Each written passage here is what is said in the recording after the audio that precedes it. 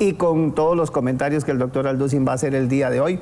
Usted va a poder estar estudiando este tema, así que porque con versículos y con muchas cosas de la Biblia, el pastor Alducin pues nos da un resumen muy completo de lo que es el fracaso de los gobiernos humanos. Y aquí saludando también a Jonás. ¿Cómo estás? Sí, poniéndome en carreras el micrófono. Sí, nos fuimos de acuerdo con el color. El uniforme. ¿Cómo está, doctor? ¿Cómo le ha ido? Bien, Jonás, bienvenido al programa. Bueno, aquí, yo venía pensando quién sabe qué hora era y después de disfrutar a los nietos por aquí. Usted sabe lo que es, así que perdónenmelo.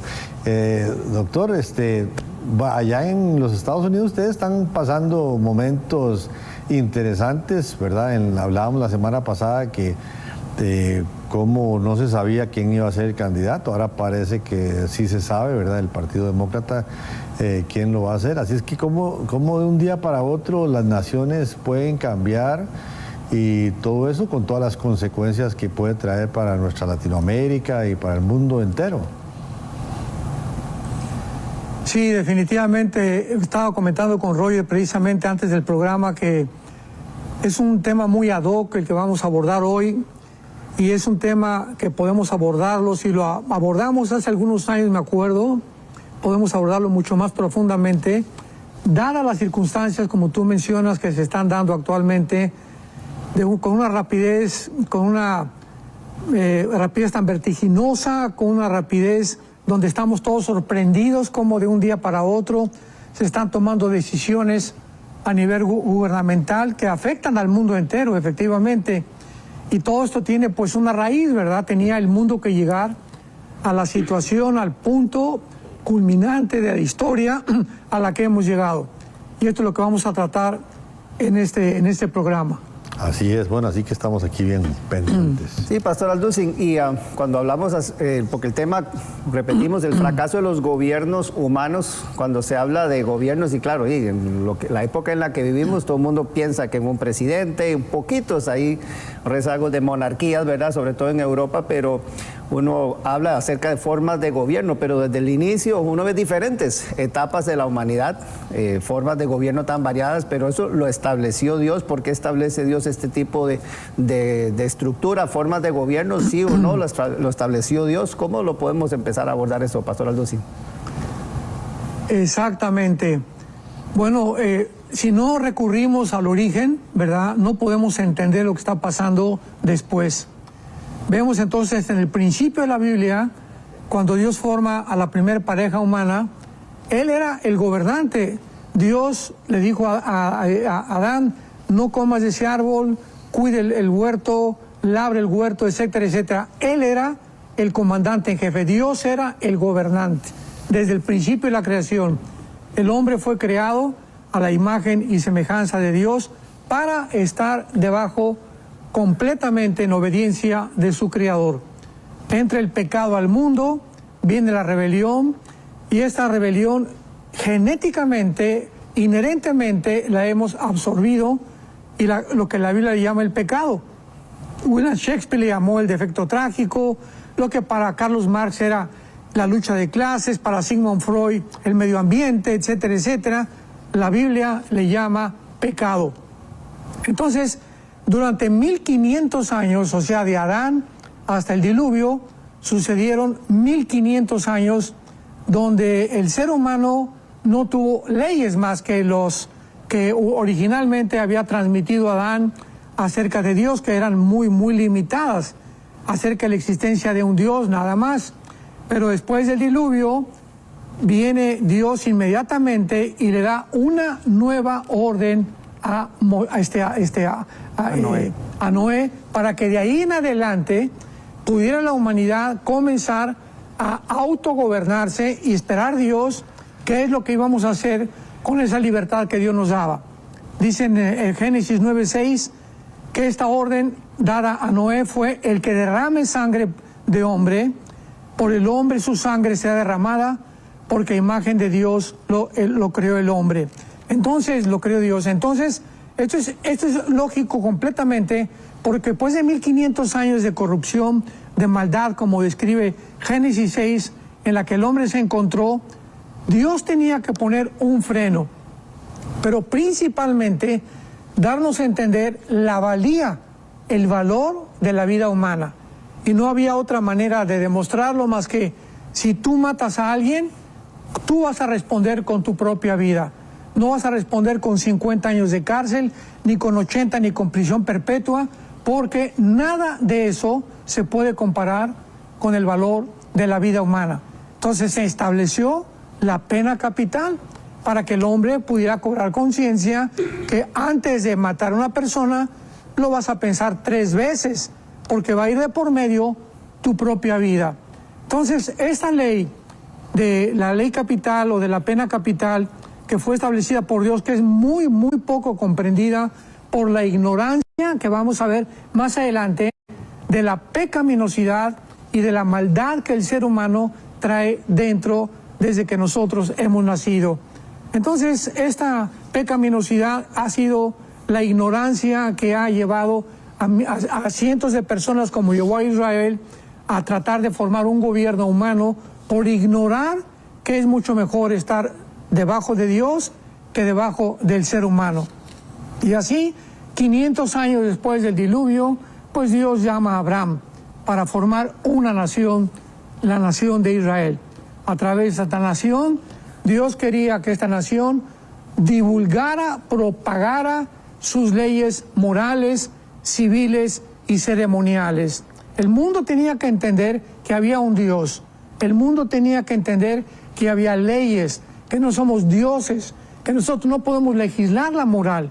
De ahí por lo cual Dios instituye y funda la nación de Israel, que tampoco es conocido por la mayor parte de la humanidad, ni han entendido por qué el propósito de Dios de escoger una nación.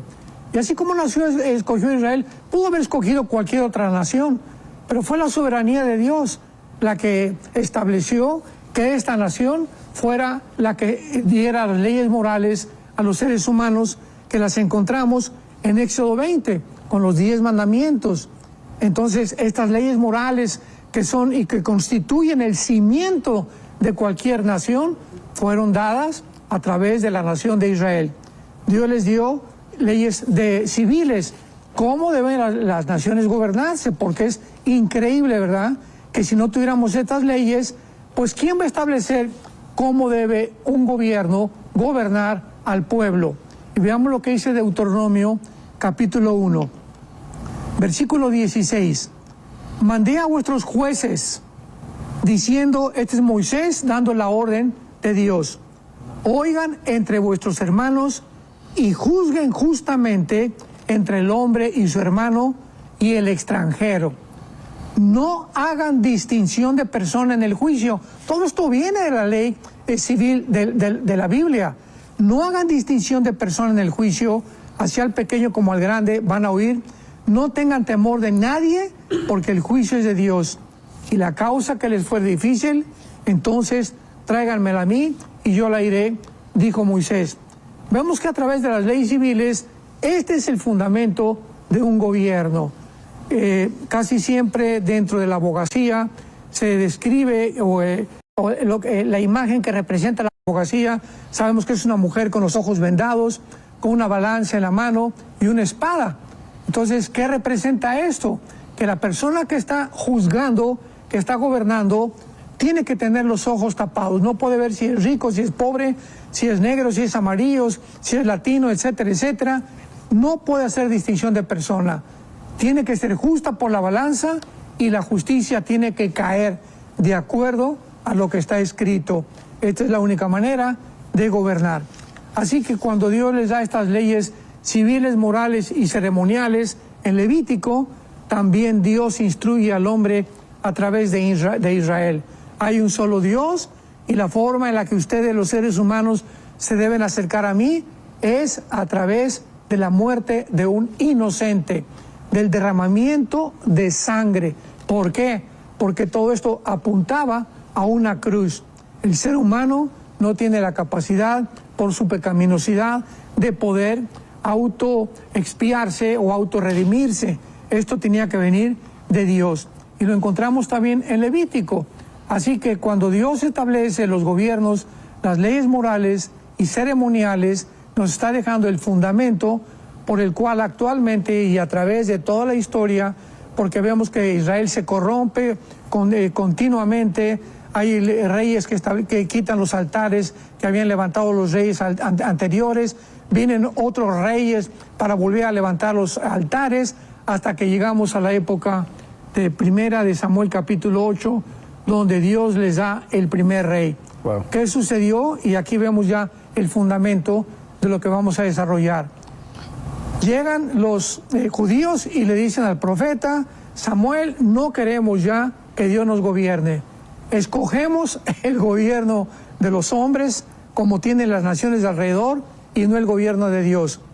¿Por qué Israel, preguntémonos, llegó al colmo de creer que el ser humano podía gobernarlos mejor que el de Dios? Porque ignoraban la pecaminosidad humana.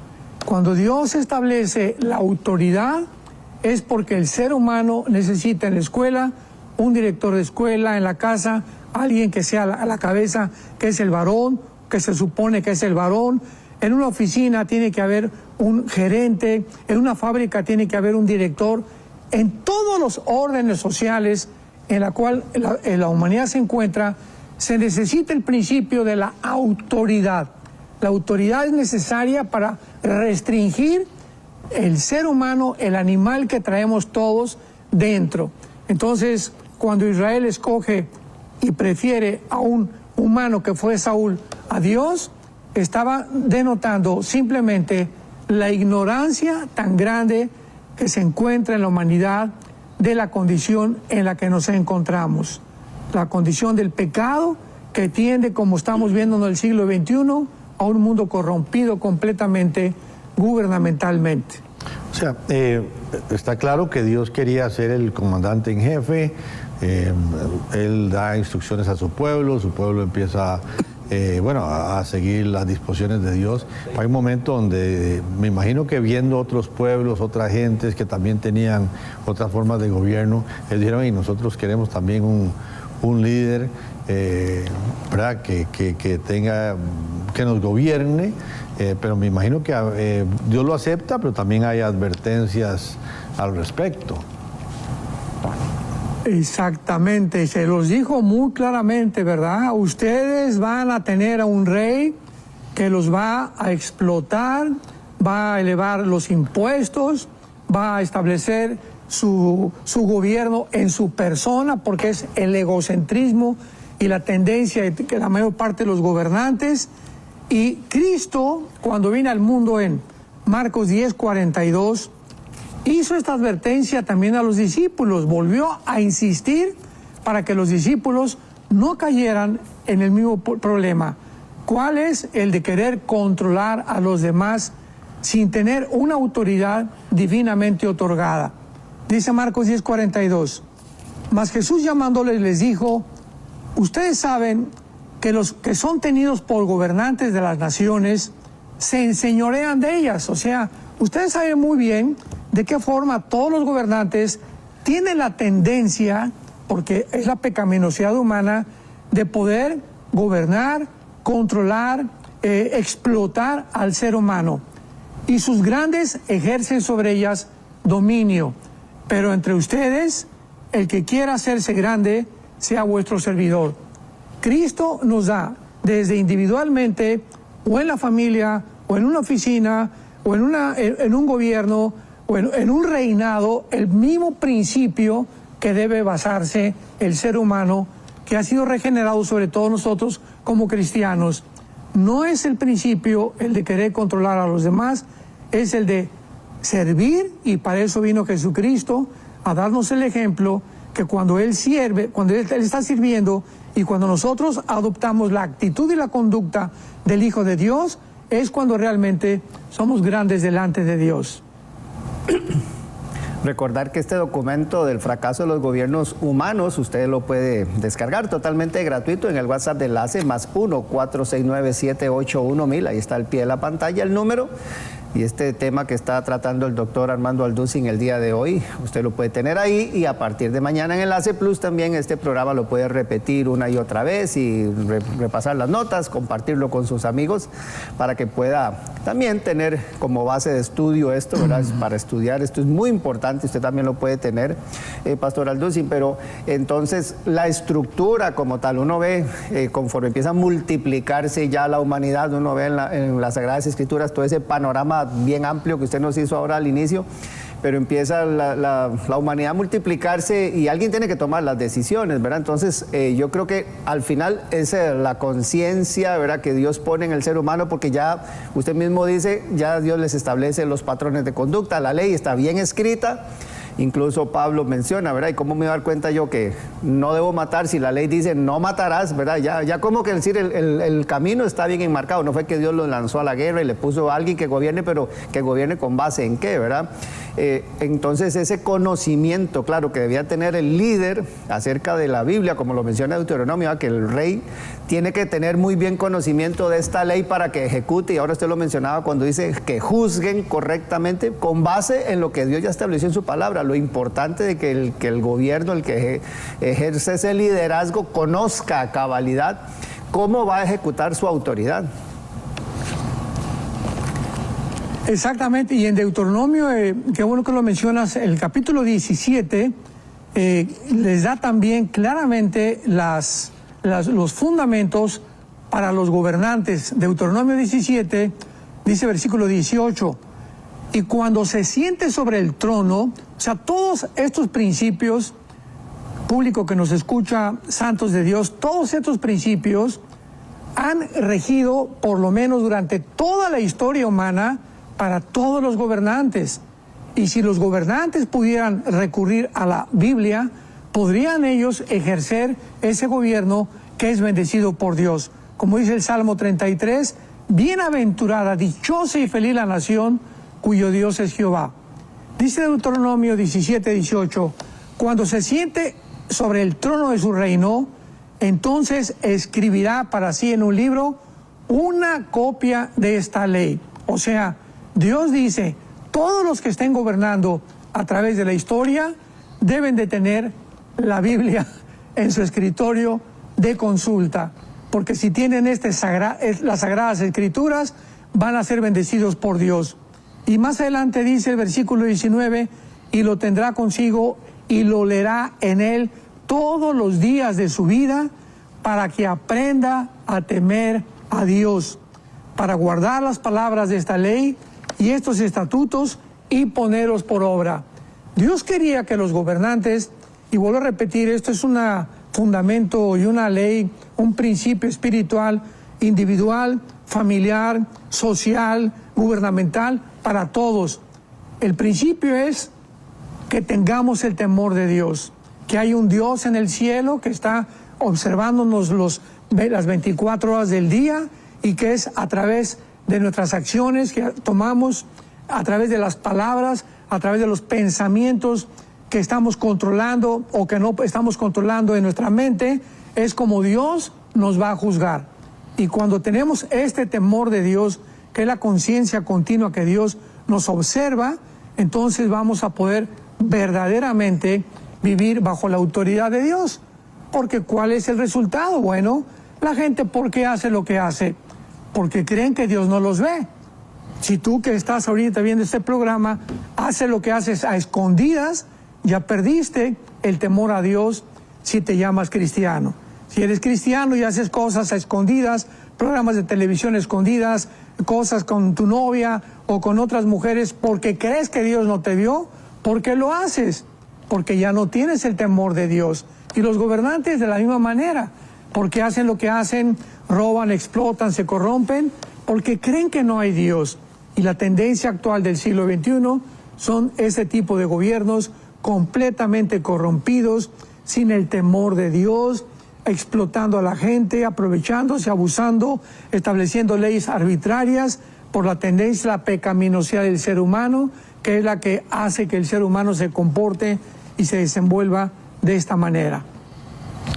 Sí, viendo aquí el documento que usted nos pasa, dice, porque ya sabemos que los gobiernos han fallado, los gobiernos sin Dios, pues ha habido con muchas ideas, ¿verdad? En cuanto a formas de gobernar, y lo vemos en diferentes etnias, diferentes culturas, pero al final como que han ido todos fracasando, como que no, lo que se esperaba no da resultado, entonces viene otro gobierno y cambia todo aquello. ¿Cuáles son los peligros, cree usted, de los gobiernos hoy día o durante la humanidad?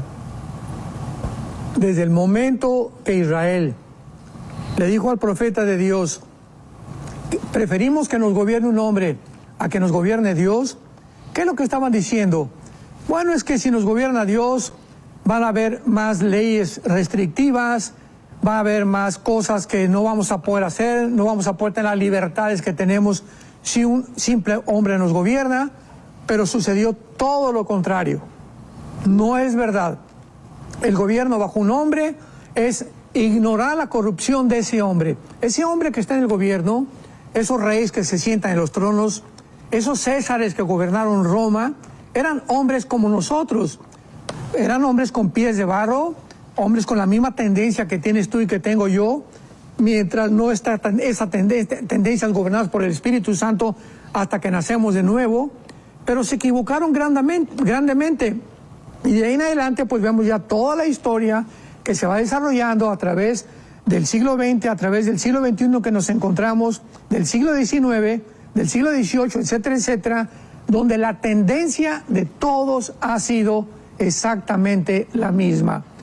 Se corrompen, se venden, explotan, tienden a controlar, a establecer leyes arbitrarias, el pastel se lo quieren, como decimos en México, el pastel se lo quieren comer ellos solos sin poder repartirlo con toda la ciudadanía. Y esta es la tendencia principalmente del ser humano. Entonces, ¿por qué escogemos y creemos que un hombre nos va a gobernar mejor que escoger las leyes de Dios?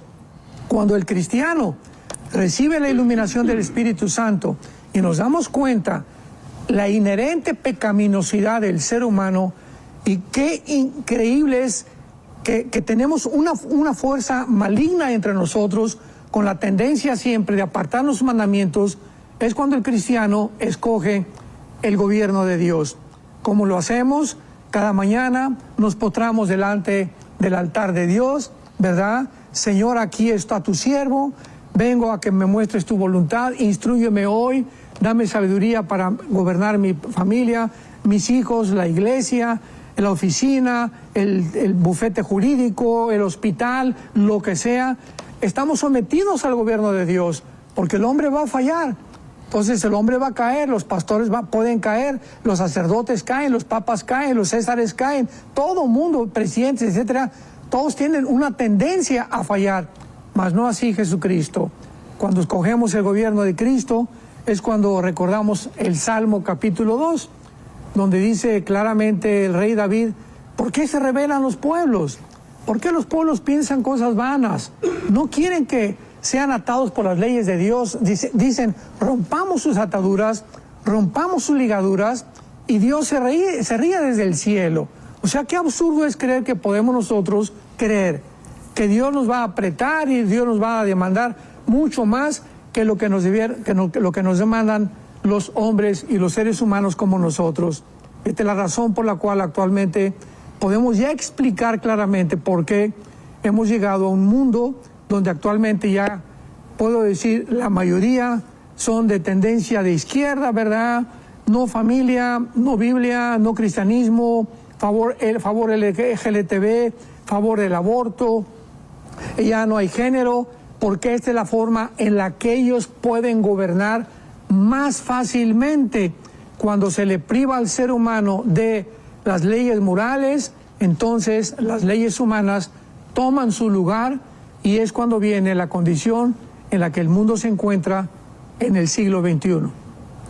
Y por supuesto, Pastor Alducin, o sea, vivir sin gobierno es una anarquía completa, ¿verdad? Que creo que es lo que a veces muchos grupos empujan, porque en un río revuelto ganancia de pescadores, ¿verdad? Pero creo que sí es importante entender de que la estructura, Dios siempre puso a alguien como liderazgo. El tema es nuevamente ese tema interno, ¿verdad? Esa moralidad que Él pone en nosotros, esa conciencia, ¿verdad? Guiada, como bien usted lo dice, por el Espíritu Santo, pero de que no podemos estar sin una forma de gobierno, o sea, no podríamos existir, como bien usted lo apunta aquí en el documento, ¿verdad? Sin esa estructura de liderazgo, con gente que Dios lo que quería era que estuvieran, ¿verdad?, con Él, como le dice a Josué, nunca se apartará de tu boca este libro de la ley. Más bien como que ese estudio, ¿verdad?, esa observancia de la ley lo hace ser un líder como Dios quiere que sea, pero no podemos pasar la vida sin una estructura de liderazgo. Y un ejemplo lo tenemos en la Biblia, el peor tiempo de Israel, de todo el Antiguo Testamento, está descrito en el libro de los jueces. El libro de los jueces termina así, el libro de los jueces, lo puedes tú consultar. No había gobernante en aquel tiempo y cada quien hacía lo que le parecía bien ante sus ojos. En otra traducción, cada quien hacía lo que le daba la gana. O sea, cuando no hay gobierno, hay anarquía y cada quien se porta como le da la gana. Lo que me parece bien, pues bueno, a mí me parece que me puedo casar con un hombre o con una mujer, no hay ningún problema, nadie me lo está prohibiendo. Cuando no hay una estructura de autoridad moral, cívicamente hablando y moralmente también, y un código de conducta donde el ser humano entienda que no somos dioses, tiene que venir la anarquía. Entonces, este tiempo, los jueces, fue el peor tiempo, se puede describir como la época oscura de Israel. Y por eso el principio de autoridad. Tiene que haber una autoridad. En la casa tiene que haber un padre que le diga al niño, no, aquí en esta casa ni alcohol, ¿verdad?, ni drogas, te vas a hacer así, quiero tus calificaciones. En la oficina aquí tiene que haber orden. En una escuela no podemos permitir que los alumnos se levanten en contra del maestro porque viene la anarquía. Tiene que haber una autoridad establecida siempre por Dios. Como lo dice Pablo en Romanos capítulo 13, sométanse toda persona a las autoridades superiores. En una escuela es el director, en una compañía es el CEO o el director o el presidente de la compañía, en la casa es el varón, al varón Dios nos puso. 1 Corintios 11:3 como la autoridad en el hogar para que nosotros seamos responsables de la conducta también de nuestros hijos. En una iglesia el pastor, tiene que haber una autoridad. En la calle la policía, el ejército cuando hay guerras, hay una autoridad siempre a la que debemos someternos. ¿Quiénes son las personas que se encuentran en las prisiones, en las cárceles? Son seres humanos que no han querido ponerse debajo de ninguna autoridad, que crecieron desde pequeños en la escuela, en su juventud, y tarde o temprano la policía los tenía que parar y acabaron en una prisión. Las cárceles están llenas de personas rebeldes a la autoridad. Sométase toda persona a las autoridades superiores, porque no hay autoridad sino de parte de Dios. En nuestra iglesia, por ejemplo, tenemos un grupo que se llama los que están colocando a la gente que va llegando en los vehículos a estacionarse. Y le decimos al público, le decimos a la audiencia en nuestras congregaciones, cuando tú llegas al estacionamiento de nuestra iglesia, va a haber una persona que tiene un gafete, que es una persona que está sirviendo debajo del pastor, pero tiene la autoridad y te dice, no te estaciones ahí, no te estaciones ahí, porque esa autoridad le ha sido dada por el pastor. Entonces, en toda ocasión, en toda institución, siempre va a haber alguien. Si voy manejando mi carro y veo un policía que me para, y que veo que trae su gorra de policía, con su insignia de policía, yo tengo que someterme a esa persona, porque esa persona ha sido puesta, el principio de autoridad lo puso Dios, y lo ha puesto Dios para que precisamente pueda ser restringida la pecaminosidad humana. Y dice más adelante Pablo, y las autoridades que existen han sido establecidas por Dios. De modo que quien se opone a la autoridad, a lo establecido por Dios resiste. y los que resisten, ahí está, acarrean condenación por sí mismos. Todos los que están en las cárceles, principalmente en todos los lugares donde tratan a los delincuentes juveniles, son seres humanos que han resistido a la autoridad establecida por Dios. Y finalmente, el apóstol Pablo aborda a los gobiernos civiles, versículo 4, y les llama servidores de Dios. Los presidentes, los senadores, los diputados, los mayors en Estados Unidos, aquí le llamamos presidente municipal, etcétera, etcétera, son servidores de Dios. Ahora, si esos servidores de Dios abusan de esa autoridad, que regularmente es lo que sucede en la mayor parte de los casos, ellos le van a dar cuentas a Dios. Ahora, y cuando ellos nos demandan a nosotros, aquí es muy importante que nosotros violemos las leyes de Dios para poder obedecer. Es como en el tiempo de la vacuna.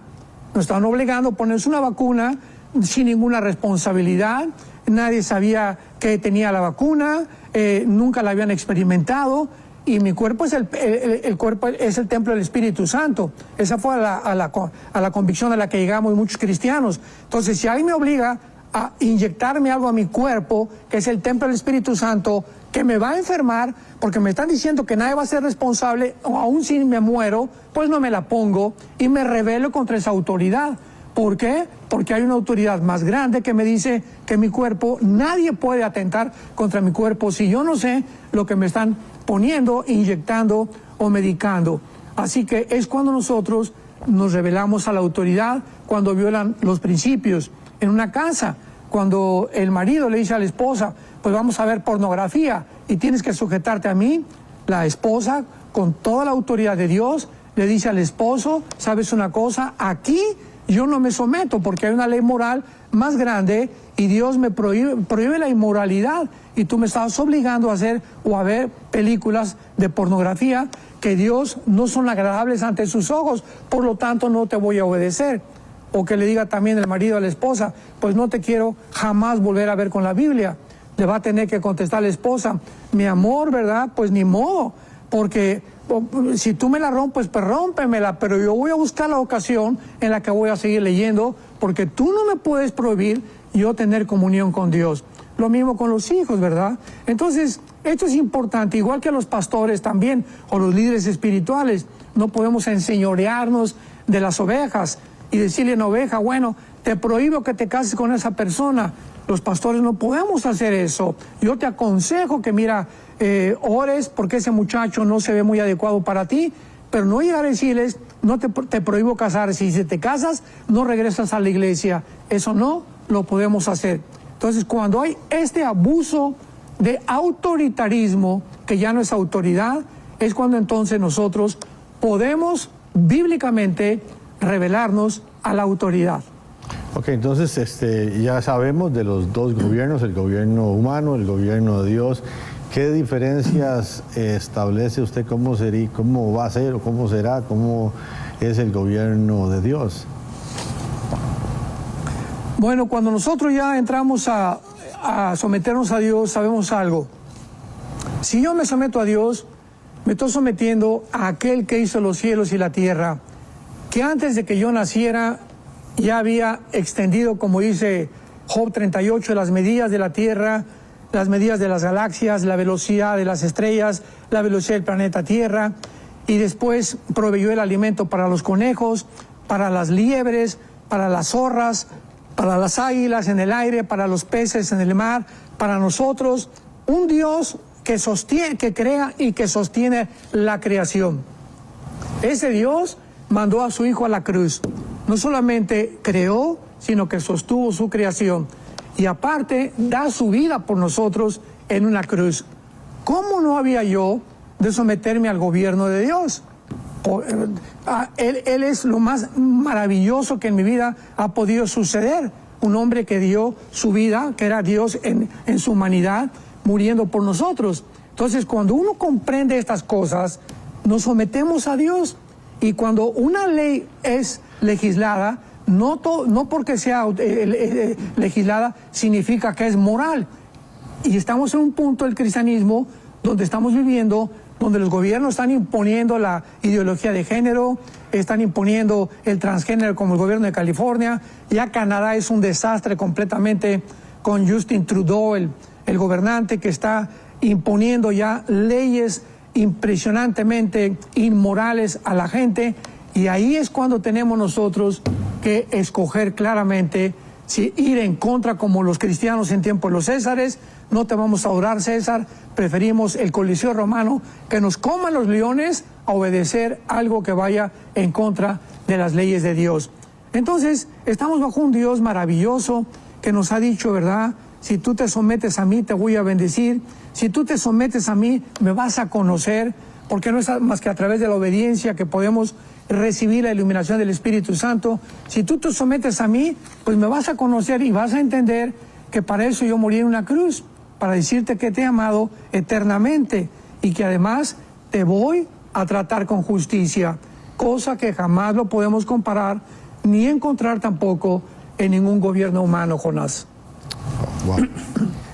Y entonces, en esto, doctor Alducin, tomando como base eso que usted nos está compartiendo, que recordamos que ahí el número que aparece al pie de la pantalla, usted puede tomar en el menú de descargas, el primero, el fracaso de los gobiernos humanos, este documento y poder analizarlo juntamente con nosotros, bueno, que el doctor Alducin nos está explicando, ¿verdad?, el día de hoy, con esto del gobierno humano, ¿verdad?, en comparación con el gobierno divino. Entonces, pastor Alducin, ayer escuchábamos un libro, ¿verdad, Jonás?, acerca de que se habla de la ley de Frédéric Bastiat, que habla de 3 principios importantes, de la identidad, la libertad y la posesión, ¿verdad?, como esa identidad que es dada por Dios, de que somos hijos de Dios, genera libertad, porque donde está el Espíritu de Dios, ahí hay libertad, pero el tema de la posesión, del respetar, ¿verdad?, los derechos ajenos, respetar el que lo que es tuyo te pertenece, Dios te lo dio, no tengo por qué quitártelo, y muchas veces como que creo que ahí se genera una disyuntiva, ¿verdad?, entre lo que es el gobierno divino y el gobierno humano, en donde a veces los gobiernos como que están aprovechando, ¿verdad?, que tienen autoridad y están abusando de ella y quieren más bien despojar a las personas y mantenerlas ¿verdad?, subyugadas, manipuladas, porque así van a tener siempre el control. Y eso sí es una diferencia. Dios, a pesar de la autoridad y de que Dios es Dios, ¿verdad?, le ha dado esa libertad al ser humano, esa identidad de amor y eso que usted está hablando, ¿verdad?, la diferencia tan marcada que hay en lo que es de verdad estar sometido a Dios y a un humano sin conciencia. Y lo más interesante de esto también, Roger, el primer intento de la centralización de un gobierno en la Biblia, el primer intento del ser humano para unirnos todos bajo un gobierno fue la Torre de Babel. Y desde ese punto Dios vio que no iban a desistir de su intención y tuvo que confundir las lenguas.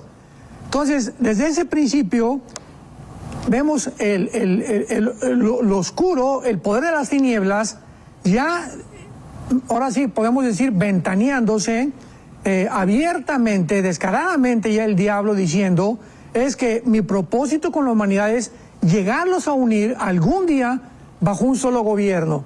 Entonces Dios deshace eso y nos muestra a través de los reyes que Dios le dio a Israel que no era bueno que todo el mundo gobernara el mundo entero o que un solo hombre. Y por eso ha habido diferentes gobiernos.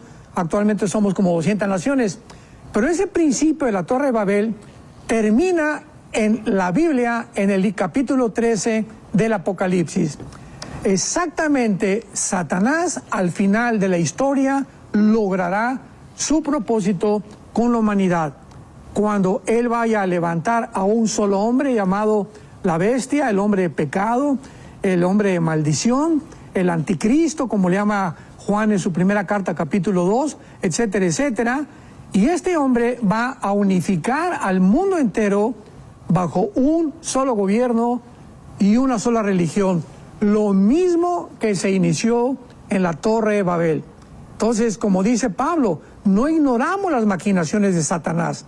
Todos estos subterfugios, todos estos planes, la Agenda 2030, el Foro Económico Mundial, todos los planes que están desarrollando actualmente la élite de quitar y robar la soberanía a las naciones, todo tiene un fundamento bíblico. Ahí lo encontramos claramente y así va a terminar el mundo. Y está ante nuestros ojos. Estamos en un siglo XXI, estamos viendo con nuestros ojos que la tendencia ahorita es un solo gobierno mundial. Y ya están ahorita, esta semana, como un botón de muestra, hace 2 o 3 días, se unieron más de 15 asociaciones palestinas bajo la declaración de Beijing, ahí en la ciudad de Beijing, en China, bajo Xi Jinping, el gobernante de China, hace como 3 o 4 días. 15 organizaciones palestinas se unificaron ahí en China, apoyadas por China, por Rusia, Norcorea, Irán, Arabia Saudita, para que pueda establecerse en Israel un gobierno palestino, dos gobiernos dentro del mismo territorio, cosa que es absolutamente ridícula, absurda, no porque no querramos nosotros que los palestinos tengan un gobierno, todo lo contrario, sino que ellos son los que no quieren tener de vecinos a Israel, y en su constitución está claramente descrito que quieren aniquilar el Estado de Israel. Entonces, ya estamos viendo cómo por todos lados esta unificación de naciones, de agrupaciones, tiene la tendencia hasta que finalmente surja un solo hombre cuando firme el tratado con los judíos para gobernar el mundo, que será el anticristo, y económicamente con una marca va a controlar a la humanidad. Ok, doctor, están entrando algunas preguntas, tal vez para cerrar el tema aquí de los gobernantes. Preguntan que ¿qué gobernantes fueron ejemplares en la Biblia, considera usted, y por qué? Algunos gobernantes ejemplares. Muy pocos gobernantes fueron realmente. David es uno de ellos, ¿verdad?, que destacó. Salomón, durante algún tiempo, finalmente al final Salomón cayó. Josías, pero contados con los dedos de la mano, los gobernantes que realmente fueron buenos delante de Dios. En esa misma línea... Fue un fracaso en su gobierno de Israel, generalmente. Fue un fracaso. En esa misma y terminó línea, un fracaso. Sí, ¿qué piensa del versículo de a César lo que es de César y a Dios lo que es de Dios, de Mateo 22, 21? Claro, eso lo hizo Cristo cuando estaban pidiendo los impuestos. O sea, el hecho que muchos cristianos digan, es que yo no pago mis impuestos porque el gobierno se los roba, estás muy equivocado. Porque si el gobierno se los roba, ¿verdad?, es un problema del gobierno.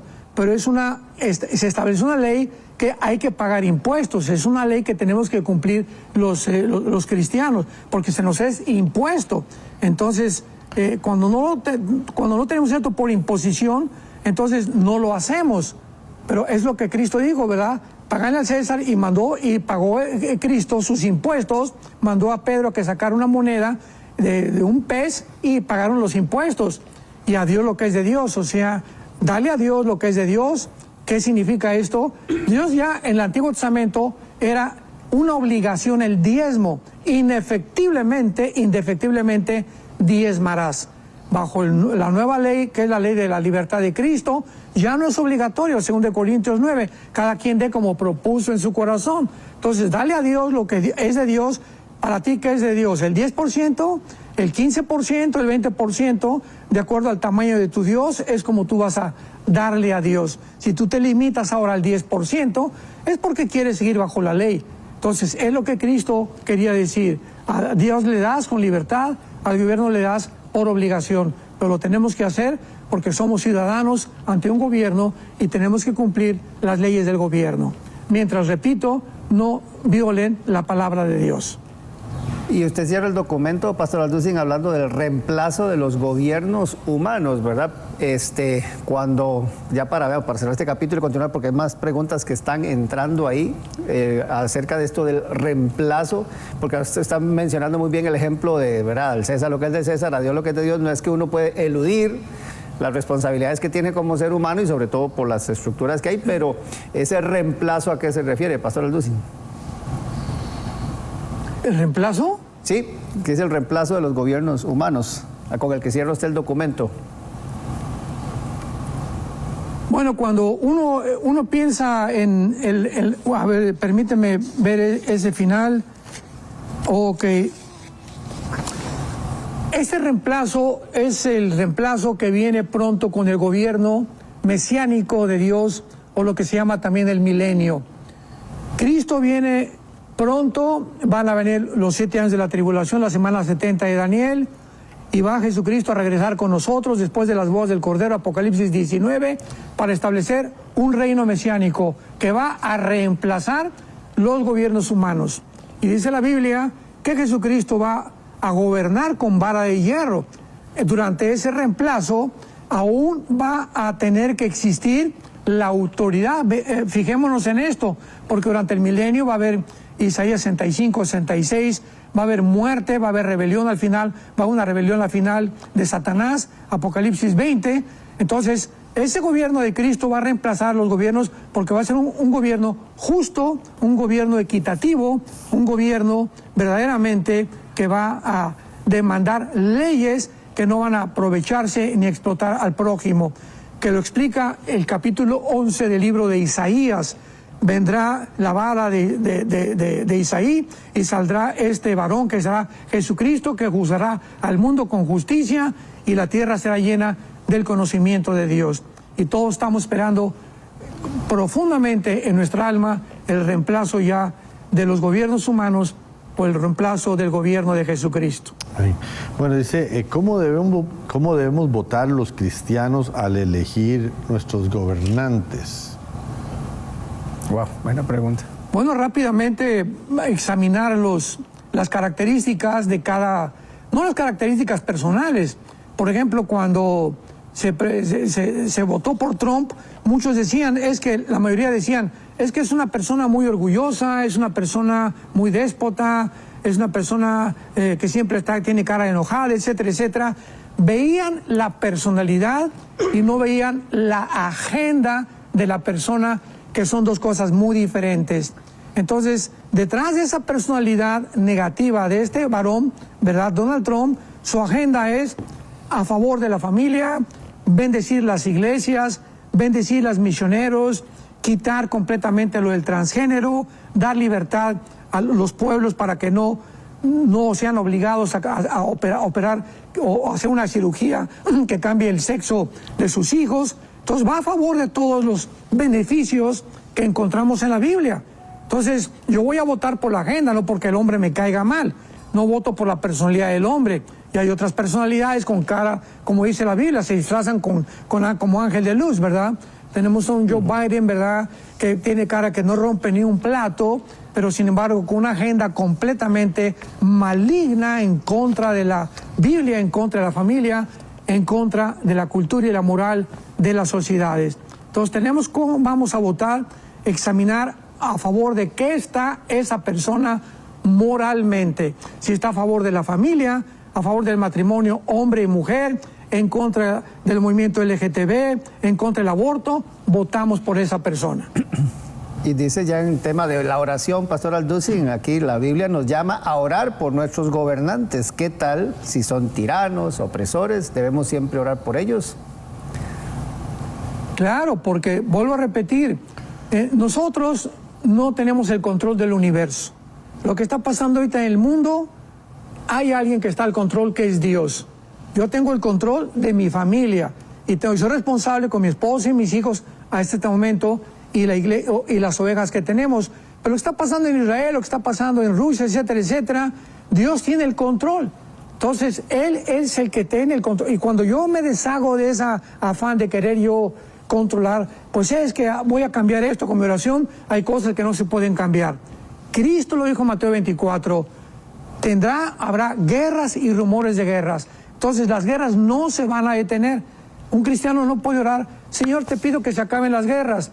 O sea, el falso pacifismo, eso no es bíblico, porque las guerras van a seguir existiendo. Simplemente voy a orar que mi país tenga paz, que tengamos paz como la familia, pero no podemos orar para que se acaben las guerras, porque es algo que no está en la Biblia, porque habrá guerras hasta que Jesucristo regrese. Bueno, hablando de las guerras, dice, la guerra la vemos desde tiempos de la Biblia y aún en nuestros tiempos. ¿Cómo debemos como cristianos pensar de esto de las guerras? Pienso también a muchachos que tienen que ir al ejército obligatoriamente o que esto que el otro. ¿Cómo ver la guerra nosotros los cristianos? desde el punto de vista que hemos tratado hasta este momento con el fracaso de los gobiernos humanos.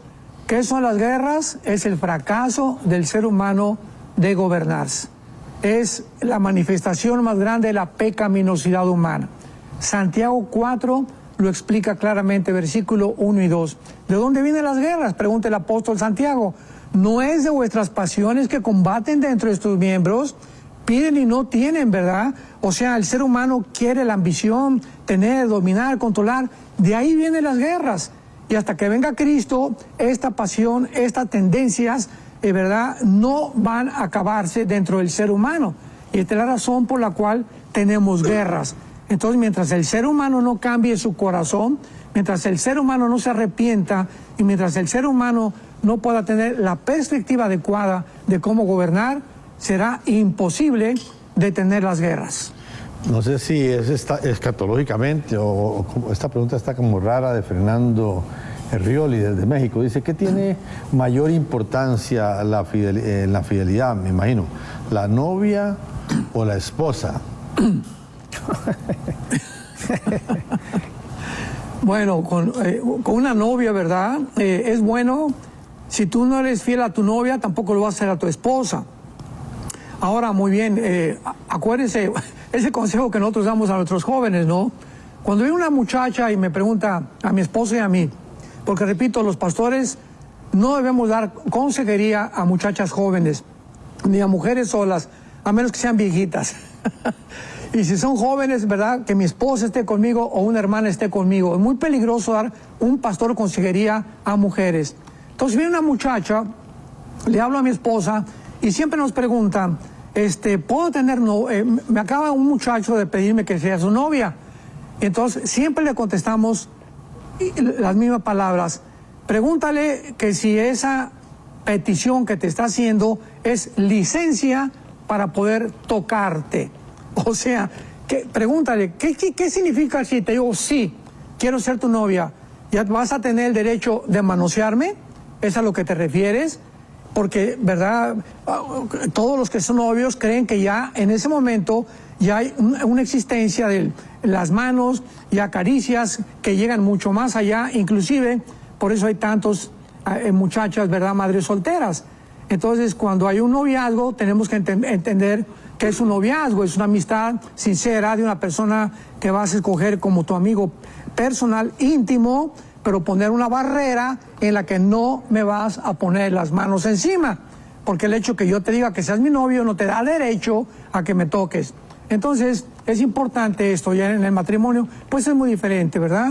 El matrimonio, la fidelidad es para siempre, ¿verdad? Porque el que comete adulterio, Proverbios 6:32, corrompe su alma, el que tal hace, heridas y vergüenza hallará. Sí, Pastor Alducin, y ahora que hablaba usted de autoridad, que hemos hablado en este programa, creo que lo mejor es someternos a la autoridad divina, nuestro Señor, y que la mejor manera es abrirle nuestro corazón a Cristo Jesús y que sea Él el que gobierne, porque nos va mejor. Todos los que lo experimentamos sabemos que hay una diferencia antes de Cristo y después de Cristo. Pastor Alducin, nos queda un par de minutitos que usted pueda ayudarles a hacer esa oración a quienes nos ven. Claro. Y además que podemos ya discernir en los gobiernos y saber qué obedecer y qué no obedecer. Padre, dile a Dios con todo tu corazón, te pido que perdón por mis pecados.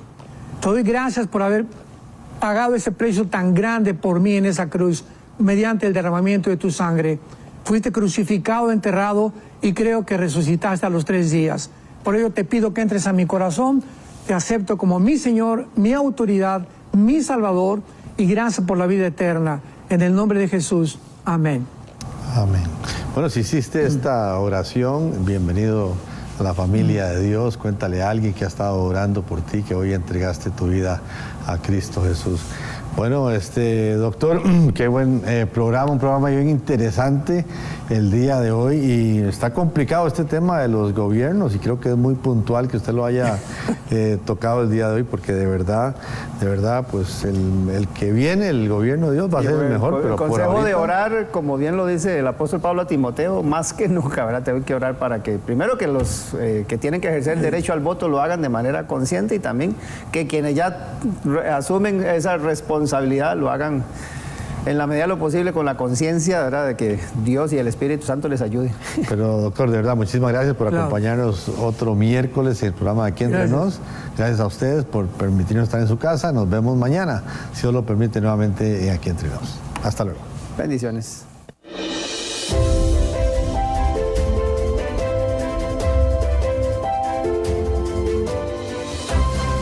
Bueno, como ya es costumbre, todos los miércoles nos acompaña el doctor Armando Alducin acá en el estudio en Dallas, Texas. Estamos en vivo. Bueno, don Armando, qué privilegio tenerlo por acá una semana más.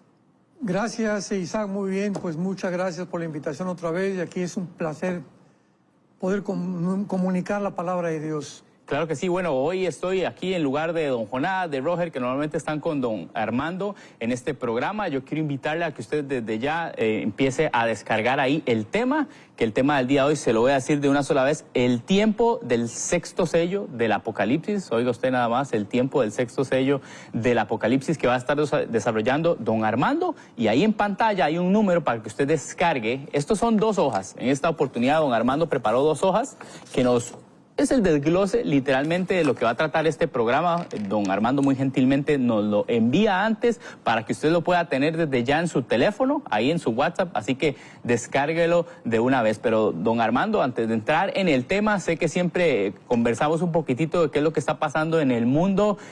Hay mucho...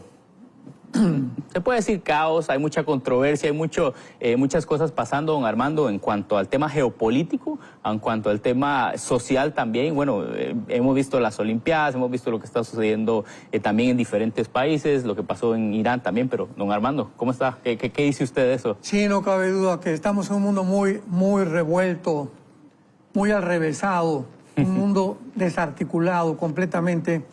Bueno, pues creo que una de las cosas más desagradables que han sucedido fue en la apertura de los Juegos Olímpicos, ¿verdad?, en Francia, donde hemos visto pues un deterioro total moral no solamente de la nación, sino también una plataforma que está impulsando estas barbaridades, estas inmoralidades, ahora sí que podríamos llamarle, ¿verdad?, esta corrupción total de la sociedad.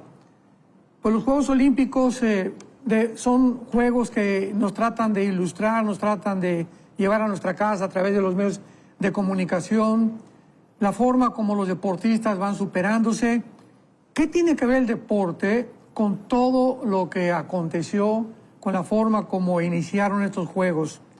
Con las famosas drag queens, ¿verdad?, que son personas transgénero, o son lesbianas vestidas de hombre, que burlándose de la última cena de Jesús, imitando el cuadro de Leonardo da Vinci, donde está Jesús con sus discípulos, y vemos que en el centro está una señora, una lesbiana bastante gorda, que por cierto también es judía, representando a Jesús.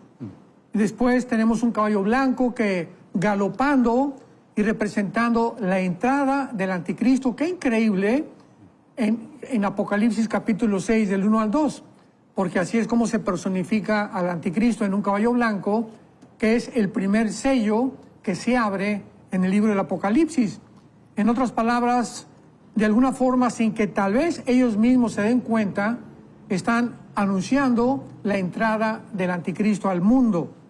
En tercer lugar, el gran becerro de oro dorado, que representa la idolatría en el libro del Éxodo en la Biblia de Israel, cuando sube Moisés al monte y regresa y encuentra a todos adorando a este becerro. O sea, símbolo inmoral, símbolo del anticristo, símbolo de la idolatría.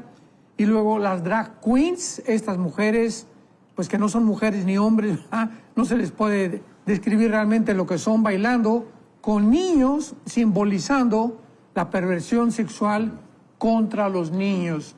O sea, es impresionante que hayan introducido niños menores de edad a este baile de las famosas drag queens. Luego tenemos también la cabeza decapitada de la ex emperatriz de Francia, 1755-60 más o menos, María Antonieta, ¿verdad?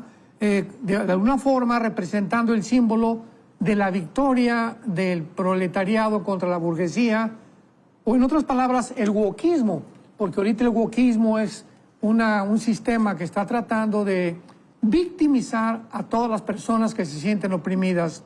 Y finalmente tenemos, ¿verdad?, a los hombres enseñando sus miembros genitales a los niños. O sea, esto ya no tiene absolutamente, no hay ninguna palabra para poder calificar esta barbaridad, este desastre, esta corrupción, esta asquerosidad del inicio de las Olimpiadas. Don Armando, hubo una escena muy particular en donde parece que estaban mostrando un cuadro muy similar a lo que fue la Santa Cena, ¿no? Donde está la representación de Jesús, los apóstoles, de una forma bastante visual, muy similar. El Comité Olímpico Internacional hizo una disculpa, pidió una disculpa. Muchos grupos cristianos y de todo tipo, no solamente evangélicos, sino dijeron, amigos, ¿por qué hacen algo así? Y escuché la disculpa que escuché, don Armando, a un pastor decir, ¿qué clase de disculpa es esa? Porque se están disculpando, pero la culpa es de uno, dicen ellos, por interpretarlo uno así. Pero a ver qué piensa usted de la apology, ¿verdad? De la disculpa que hicieron. Dice, la organizadora de esto, el Comité Olímpico Internacional, dice, claramente nunca hubo la intención de mostrar falta de respeto a ningún grupo religioso. Al contrario, dice, creo que con el organizador intentamos celebrar la tolerancia comunitaria, dijo Descamps, es el apellido de esta señora. Al observar el resultado de las encuestas, parece que hicieron las encuestas, creemos que este objetivo se logró, dice. Si la gente se ha sentido ofendida, aquí es la parte de la, entre comillas, el perdón que pidieron, por supuesto, lo lamentamos mucho, mucho. O sea... Sí, esto no es, Isaac, más que lo que escribe el apóstol Pablo en Romanos 1, que la inmoralidad lleva a la gente a una mente reprobada.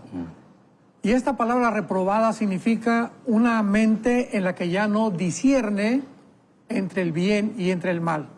Entonces, esta clase de disculpas, esta clase de declaraciones, lo único que nos muestra que son síntomas de una humanidad en la que ya ha llegado un punto, lo que dice Isaías capítulo 5, hay de los que a lo malo dicen bueno y a lo malo dicen malo. Hay de los que a lo amargo dicen dulce, a lo dulce amargo. O sea, cuando ya el ser humano no distingue qué es bueno y qué es malo, se le llama en la Biblia una mente reprobada.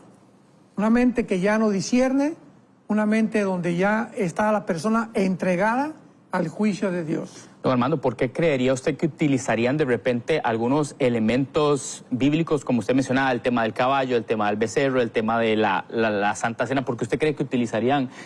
Usted mismo lo dice, son como símbolos de lo que viene, ¿verdad? Del final de los tiempos.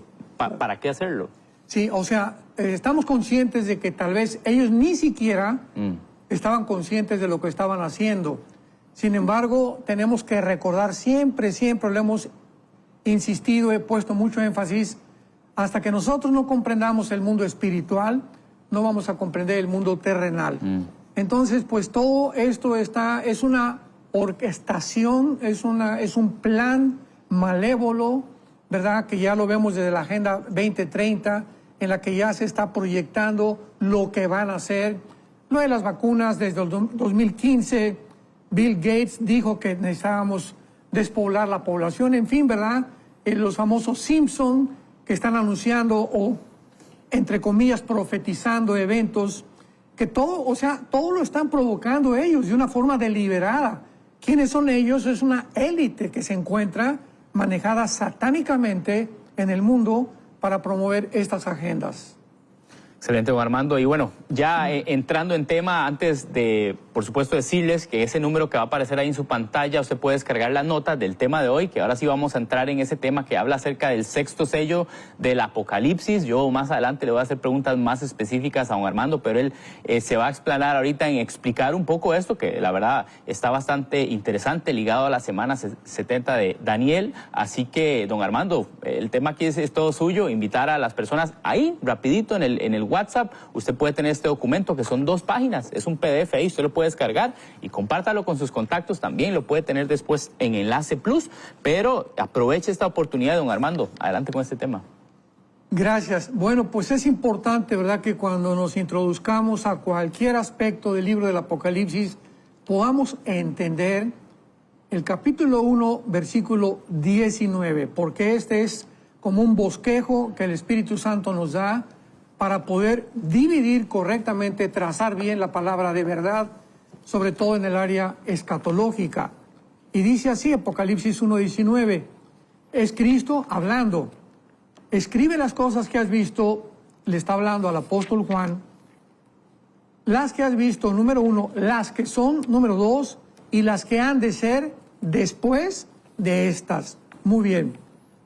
¿Qué cosas son las cosas que has visto? Bueno, todo el capítulo 1, Juan vio física, literalmente, visiblemente, a la persona glorificada de Jesucristo, el Hijo de Dios. Y todo el capítulo 1 está escrito exactamente conforme a lo que Jesús le está ordenando al apóstol Juan. Después, ¿qué siguió? Le dice Cristo, las que son. ¿Qué sigue después de la visión glorificada?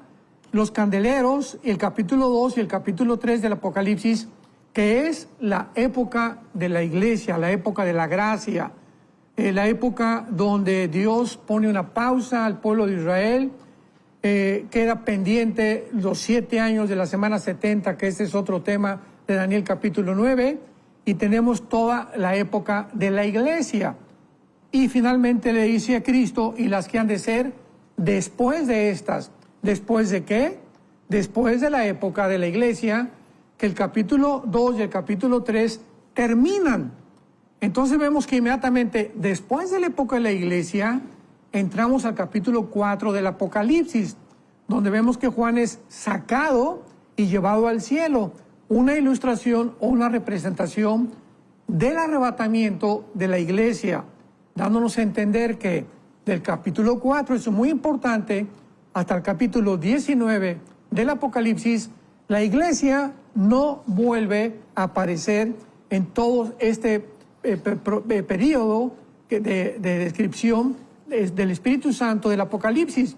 Se mencionan santos que son los convertidos durante la tribulación y los mártires, pero la iglesia no aparece hasta el capítulo 22 del Apocalipsis en una oración y en una descripción de Jesucristo. Entonces, esto es importante para que podamos entenderlo. Ahora vamos a abordar y ya vamos a comprobar en este programa que el sexto sello es realmente el final de la tribulación, o lo que se llama la gran tribulación. Y vamos a explicarlo. En el capítulo 5, Dios el Padre le habla a Jesucristo y le dice, acércate porque no hay nadie digno, ni en el cielo, ni en la tierra, ni bajo en la tierra, de desatar o de descubrir un libro que tenía 1, 2, 3, 4, 5, 6, 7 sellos. Porque antiguamente a todos los magistrados, a todos los reinos, a los príncipes, a la realeza, cuando se les mandaba una carta, se le ponía un sello de cera con el anillo de la persona que lo mandaba, para que esto fuera como correo certificado del siglo XXI. De esta forma, cuando la persona recibía el pergamino o el papiro y veía el sello, podía entender que se trataba realmente de la persona que lo había enviado. Entonces, Dios tenía, el Padre, un libro con 7 sellos, y nadie en el universo, ni la Madre Teresa, ni Abraham, ni Isaac, ni Jacob, ni ningún papa, ningún ángel, ningún arcángel, ningún querubín, nadie en todo el cosmos que Dios creó tenía el derecho de abrir este libro con los 7 sellos que contenían los 21 juicios finales a los que la historia o el ser humano se va a enfrentar, que se le llama los 7 años de la tribulación o la semana 70 de Daniel. Entonces, estos 7 sellos contenían todos los 21 juicios de Dios, y entonces Juan comienza a llorar porque ve que no hay nadie digno de abrir este sello. En otras palabras, porque el apóstol Juan se pone a llorar en el capítulo 5 Apocalipsis que estamos escribiendo, porque no había nadie digno de poder abrir los 7 sellos. Bueno, Juan dice, si no hay nadie, pues entonces no va a haber juicio. El mal va a quedar pendiente, no va a haber recompensas, no va a haber nada. ¿Cómo es posible que la historia termine de esta manera? Finalmente, pues vemos que un anciano se le acerca a Juan y le dice, el león de la tribu de Judá, la raíz de David, él tiene el poder y la dignidad de abrir los sellos. Y es lo que Cristo dijo en Juan capítulo 5, todo el juicio me lo ha entregado el Padre. Entonces se acerca a Jesucristo, le entregan este pergamino a Jesucristo, y entonces Jesucristo comienza a abrir cada uno de los sellos. Pongamos atención, los sellos están arriba del pergamino y las trompetas y las copas están dentro, o sea, que cuando se abren ya el último sello, el sexto sello, vemos claramente que ya es el final de los juicios de Dios. Y este ha sido un problema durante mucho tiempo, Isaac, donde varios escatólogos han tratado de acomodar. Pues los 7 sellos están, ¿dónde estarán? En los primeros 2 años de la tribulación, y las trompetas, ¿dónde las podemos colocar? Vamos a colocarlas tal vez a la mitad de la tribulación y las copas al final de la tribulación. Todo esto en el esfuerzo, pues que muchos escatólogos han tratado, ¿verdad?, de poder interpretar la ubicación o el tiempo de estos 21 juicios. 7 sellos, 7 trompetas, 7 copas. Pero cuando venimos a los sellos y recordamos que el último sello ya es el que abre las trompetas y las copas, lo podemos entender porque el sexto sello es e indica el final de la tribulación. Interesante, don Armando. Hablando justamente de esta parte de los sellos, ¿verdad? En el Apocalipsis, ¿verdad? Dice dónde los colocamos, ¿verdad? Dice en qué tiempo se coloca este sello en el Apocalipsis. Exactamente. Y entonces vamos a leer el sexto sello, Apocalipsis capítulo 6, y vamos a ver que es una descripción de la gran tribulación, es una descripción del final de la tribulación, es una descripción de la guerra del Armagedón, y nuestra tarea a continuación va a consistir en demostrar, ¿verdad?, bíblicamente que así es. Dice el versículo 12, capítulo 6 del Apocalipsis: miré cuando abrió el sexto sello, y un gran terremoto hubo, y el sol se puso negro como de silicio, y la luna se volvió toda como sangre. Si nosotros comparamos esto inmediatamente, vamos por orden, para no adelantarnos y poder tener paciencia, en Mateo capítulo 24 es muy clara que esta descripción está relacionada con la segunda venida de Cristo. Volvamos a leerlo.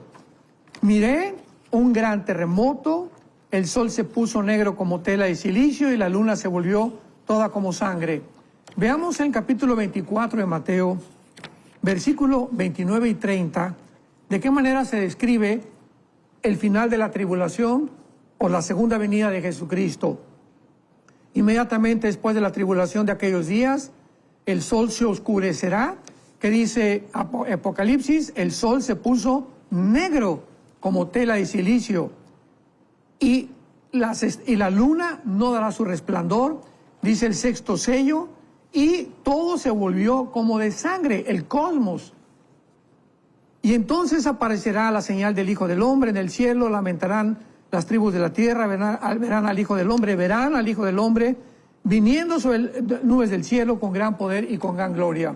Entonces vemos que en el sexto sello vamos a continuar desarrollando esto con más amplitud, más adelante también. En las estrellas del cielo, en versículo 13, caerán. Claro que no es una estrella literal, una sola estrella, ¿verdad? Destruiría toda nuestra galaxia en la cual nosotros vivimos. Entonces está hablando, ¿verdad?, de meteoros que corresponden a las trompetas del capítulo 8 y 9 del Apocalipsis. Cayeron del cielo las estrellas como la higuera deja caer sus higos cuando es sacudida por el fuerte viento. Y dice, y el cielo se desvaneció como un pergamino que se enrolla, y todo monte y toda isla se removió de su lugar. Vamos a ver que todas estas descripciones y todos estos eventos describen en Zacarías, en Ezequiel, en Isaías, exactamente el final de la tribulación. Los reyes de la tierra y los grandes, los ricos, los capitanes, los poderosos, todo siervo y todo libre, se escondieron en las cuevas y entre las peñas de los montes, y gritaban o decían a los montes y a las peñas, caigan sobre nosotros y escóndanos del rostro de aquel que está sentado sobre el trono y de la ira del Cordero, que pertenece la ira a los últimos 3 años y medio de la gran tribulación. Porque el gran día de su ira ha llegado, y ¿quién podrá sostenerse en pie? Increíble, don Armando. Invitar a las personas a descargar este documento. Vea, aquí yo lo tengo, le hice marcas, le hice highlighteado ahí para ir entendiendo un poco, ¿verdad? Creo que don Armando lo va diciendo ahí muy sencillamente y nosotros ahí en casa también expectantes y yo acá justo al lado de él. Así que ese WhatsApp que está ahí en su pantalla, váyase directito al +1 469 781 1000. En la sección de descargas, hay una opción ahí de descargas, usted puede descargar este documento que se llama El tiempo del sexto sello del Apocalipsis. Eso es lo que estamos conversando. Usted que nos está viendo en televisión, pero usted que también nos está viendo en redes sociales, por favor, hágalo. Estamos apenas desarrollando el primer punto de este tema que don Armando Alducin nos trae por ahí. Habla de las señales cósmicas, que ya nos las leyó también por ahí en Mateo un poco. Y vamos a seguir hablando de todo esto. Pero don Armando, aquí justo en el punto 1 dice, todos estos fenómenos seguirán la gran tribulación, pero introducirán el día del Señor, como lo dice ahí en Joel 2:31, lo cual coloca el sexto sello al final de la gran tribulación. Correcto. Y podemos dar otro punto, podemos agregar otra demostración más. Es importantísimo y muy interesante que cuando sucede el sexto sello, dice la Biblia que vamos a observar a continuación un cambio de la manera de pensar de los habitantes de la tierra que no tenían anteriormente durante el reinado del anticristo. Esta manera de pensar nos muestra claramente que ya se encuentran a punto, ¿verdad?, de ver a Jesucristo descendiendo del cielo. Y vemos qué es lo que dice el versículo 15 y 16 de Apocalipsis capítulo 6. El sexto sello. Y los reyes de la tierra, y los grandes, los ricos, los capitanes, los poderosos, todo siervo y todo libre, se escondieron en las cuevas y entre las peñas de los montes. Esto no puede ser durante el reinado del anticristo, ¿verdad? Esto ya vamos a demostrar lo que sucede al final del reinado del anticristo. Y veamos lo que expresaban todas esta multitud de diferentes clases sociales. Decían a los montes y a las peñas, caigan sobre nosotros y escóndanos del gran rostro que está sentado sobre el trono y de la ira del Cordero. Vamos esta manera de pensar donde la gente de todas las clases sociales está gritando, está buscando ¿qué cosa? Esconderse de la presencia de Dios. Veamos, por ejemplo, en la sexta trompeta, Apocalipsis capítulo 9, versículo 20, que los hombres que no fueron muertos no se arrepintieron, ni dejaron de adorar a los demonios, ni a las imágenes, no se arrepintieron de sus homicidios. Vemos aquí claramente que en la sexta trompeta la gente todavía está sin arrepentirse, sin clamar, sin pedir, escóndanos de la presencia de Dios. Y comparémoslo ahora con Isaías capítulo 2, que esto ya es muchísimo más claro, que describe el profeta Isaías el final de la tribulación, lo que acabamos de leer en el sexto sello. Dice el versículo 17, capítulo 2 de Isaías, la altivez del hombre será batida. Está hablando de la gran tribulación y del final de la historia. La soberbia de los hombres será humillada. Solo Jehová será exaltado en aquel día. Y quitará totalmente los ídolos. Se meterán en las cavernas de las peñas, en las aperturas de la tierra, por la presencia temible de Jehová, por el resplandor de su majestad, cuando Él se levante para castigar la tierra. Esta descripción de Isaías es y corresponde exactamente al sexto sello, cuando la gente estará buscando esconderse. Antes pues estaban adorando al anticristo. Vamos a ver Apocalipsis 13, ¿quién como la bestia? ¿Quién podrá luchar como ella? El ser humano envanecido, exaltando la persona del anticristo. Pero aquí hay una manera de pensar ya en el sexto sello. Escóndanos guárdenos, porque ahora sí estamos viendo que Jesucristo está descendiendo del cielo, y quién va a poder escapar ahora de la final ira y del juicio que nos espera.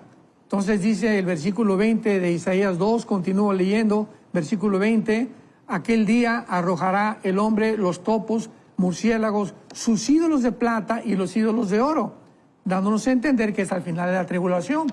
Porque acabamos de leer que en la sexta trompeta los hombres no han dejado ni se han arrepentido de adorar a sus ídolos.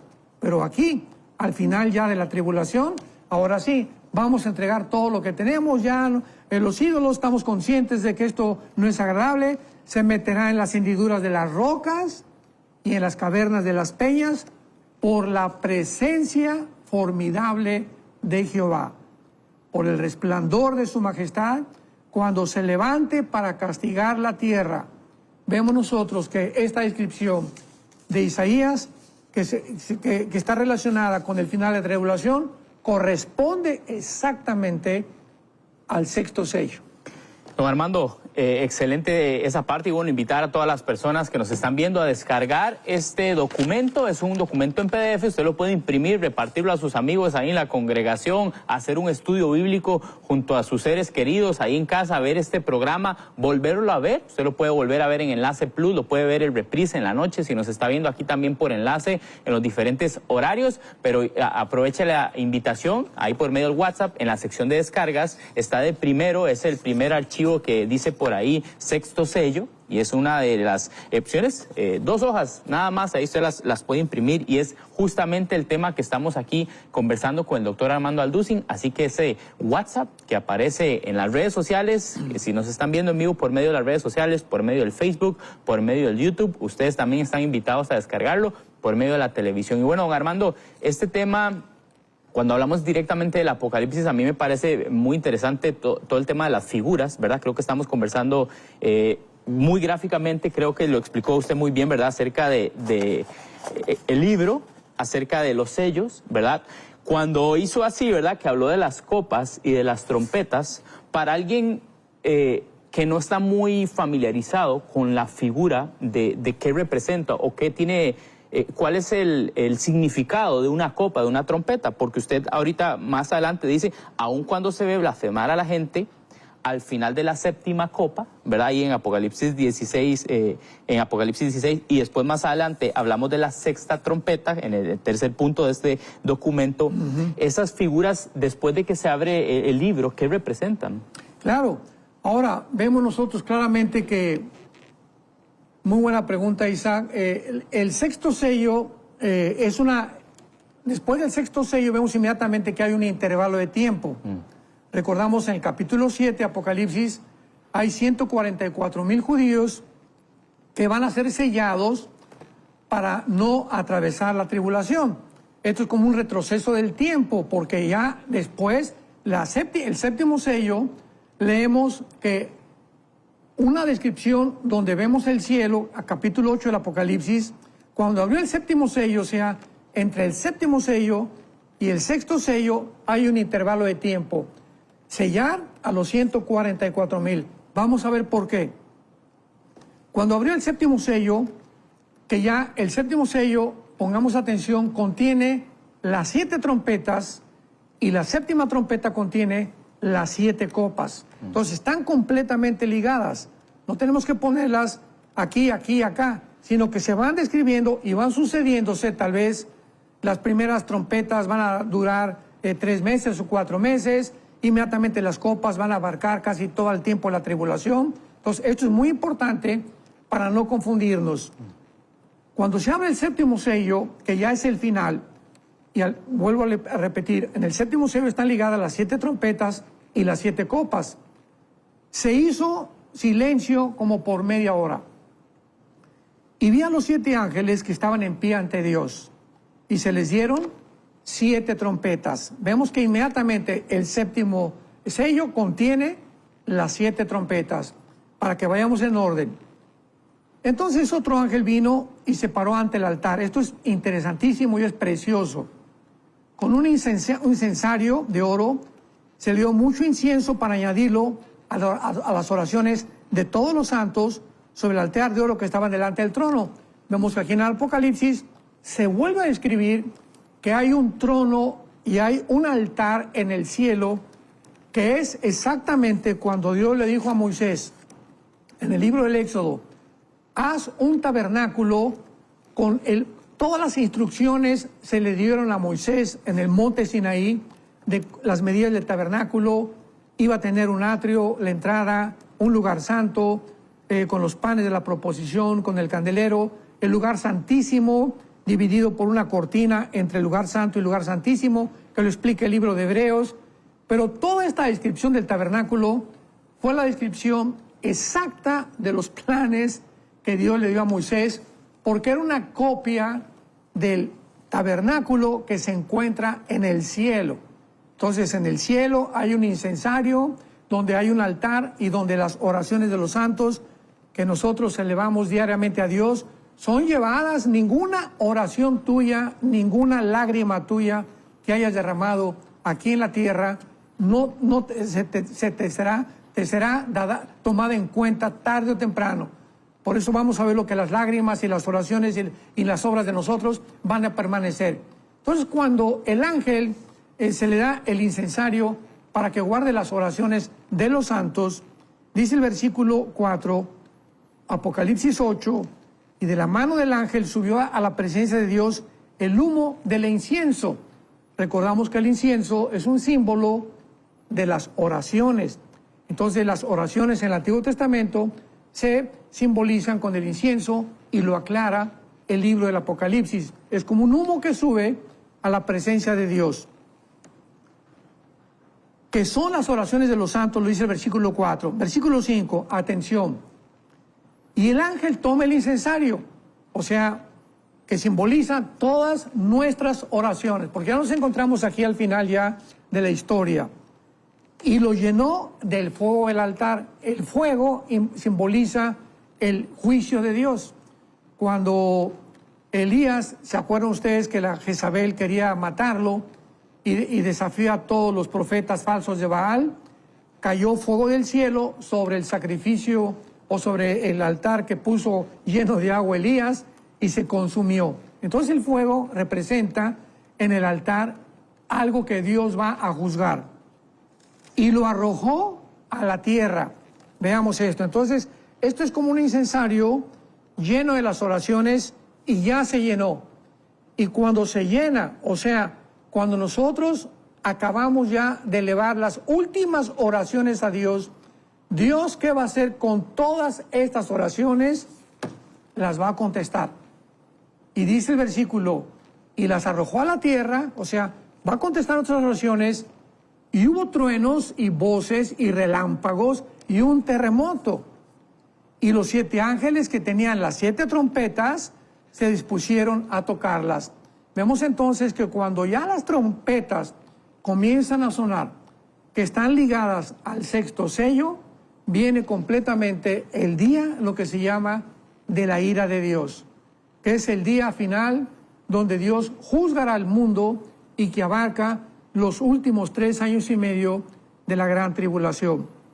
Finalmente quiero concluir con esta etapa simplemente recordando que son nuestras oraciones las que podrán acelerar el juicio de Dios.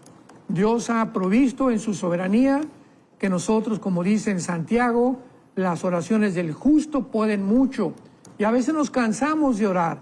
Dios, no has sanado a mi hijo, no me has dado esto, no me has dado aquello. Mira lo que está pasando ahorita en el mundo. Israel, la caída de la moneda, la caída del petróleo, el mundo, una guerra nuclear. Señor, ¿cuándo, grande, vivo y verdadero Dios, cuándo no juzgas estas cosas? Y son la misma oración que allá en el cielo, antes de la tribulación, las encontramos en el 5º sello, cuando encontramos a las almas en el cielo clamándole a Dios que ya, por favor, termine todo esto. Pues esto va a terminar en proporción al tiempo que nosotros pasemos en oración. Excelente, don Armando. Invitar de nuevo a toda la audiencia a descargar las notas de este programa. Estamos hablando del sexto sello del Apocalipsis. Bueno, hablando suena maná, don Armando, el pastor Armando Alducin está hablando acerca de este tema, desarrollándolo para que usted lo pueda descargar ahí por medio del WhatsApp. Es sencillísimo, en la sección de descargas, váyase a las redes sociales, también en Enlace Plus va a estar disponible este programa para que usted lo mastique ahí un poquito más despacio. El día de mañana puede encontrarlo bajo el mismo título, pero don Armando, este tema da muchísimo de qué conversar, ¿verdad? Yo le hablaba desde la perspectiva de cómo entender un poco la parte que tal vez a veces resulta confusa del Apocalipsis, ¿verdad? Para los que de repente no hemos estudiado todo el tema de escatología, todo el tema del final de los tiempos y demás, las figuras, las trompetas y demás, ¿verdad? Pero gracias por la aclaración de esa parte. También habla, don Armando, acerca de el Día del Señor. Creo que como cristianos hemos escuchado mucho acerca de este término, ¿verdad? De el Día del Señor. Bueno, algunos dicen, bueno, el Día del Señor es el domingo, ¿verdad? El Día del Señor es cuando yo me congrego o cuando yo decido estar ahí congregado con mis hermanos, ¿verdad? Pero usted dice, por ejemplo, el sexto sello también puede ser identificado con el Día del Señor. Y también, justamente hablando un poco de eso, en el sexto punto de este documento que usted dispuso por ahí, dice, además el sexto sello es el cumplimiento de la promesa de Dios de juzgar y vengar la sangre de los mártires en la gran tribulación. Pero, don Armando, háblanos un poquito acerca del Día del Señor. Claro. Veamos en Isaías capítulo 13, Isaías 13, lo que significa el Día de Jehová, el Día del Señor, que son términos intercambiables, el Día de la ira de Dios, el Día de Jehová. Todos estos términos, recuerdo que en algún programa hablamos bastante de esto.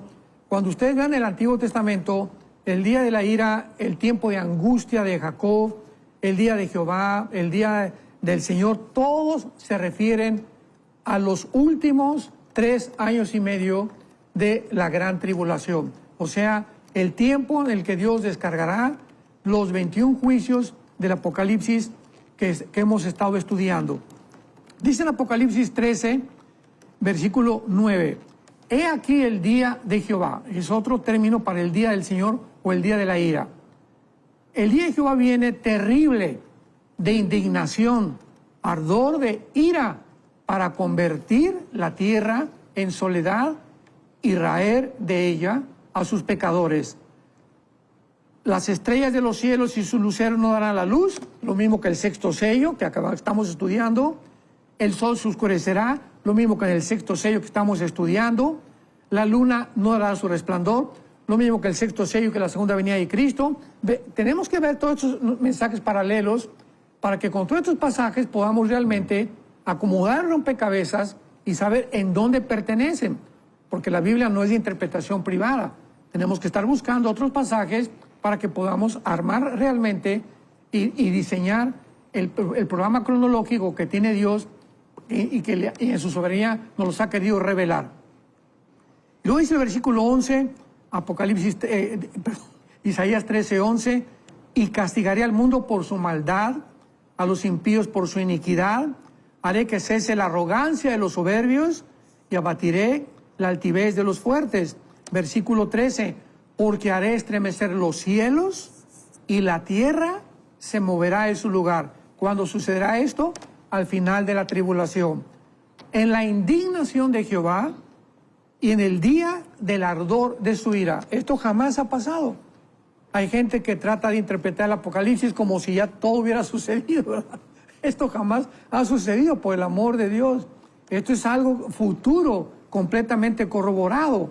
Y luego finalmente dice el versículo 19 de Isaías 13, Babilonia, hermosura de su reino, será como Sodoma y Gomorra, a los que trastornó Dios. Esto nunca le pasó a la Babilonia de Nabucodonosor, ni tampoco en los tiempos de Saddam Hussein a Irak, que es la Babilonia del Antiguo Testamento. Entonces vemos claramente esto y también lo podemos corroborar con algo muy importante en el libro de Ezequiel, porque el libro de Ezequiel 38 y 39 son también las otras piezas que nos describen todo lo que estamos hablando del sexto sello. Isaías 2, Isaías 13, Ezequiel 38, Isaías 10, Zacarías capítulo 14, Apocalipsis el 6, todas estas capítulos y pasajes hablan del final de la tribulación. Veamos en el capítulo 38 de Ezequiel que habrá un gran terremoto, versículo 19 en adelante, en el fuego de mi ira, los peces del mar y las aves del cielo y toda serpiente que se arrastra sobre la tierra temblarán ante mi presencia, se desmoronarán los montes y los vallados que vimos en el sexto sello. Toda isla y todo monte se borró de su lugar. Entonces ya podemos saber con precisión dónde está el tiempo de cada pasaje, cuando lo reunimos para que podamos tener precepto sobre precepto, línea sobre línea y trazar bien la palabra de verdad. Pero hay algo muy importante. En el capítulo 6 de Apocalipsis, Isaac, dice la Biblia, porque ¿quién nos esconderá de la presencia de aquel que viene? O sea, nos estamos dando cuenta que en ese momento el mundo está viendo literalmente. Vamos a preguntarnos antes, ¿quién les comentó a todos estos paganos y todos estos idólatras envueltos en la brujería, en la idolatría, en los crímenes, en las violaciones, en la pedofilia, en las degeneraciones sexuales, que es la gente que va a abundar antes de que Cristo venga?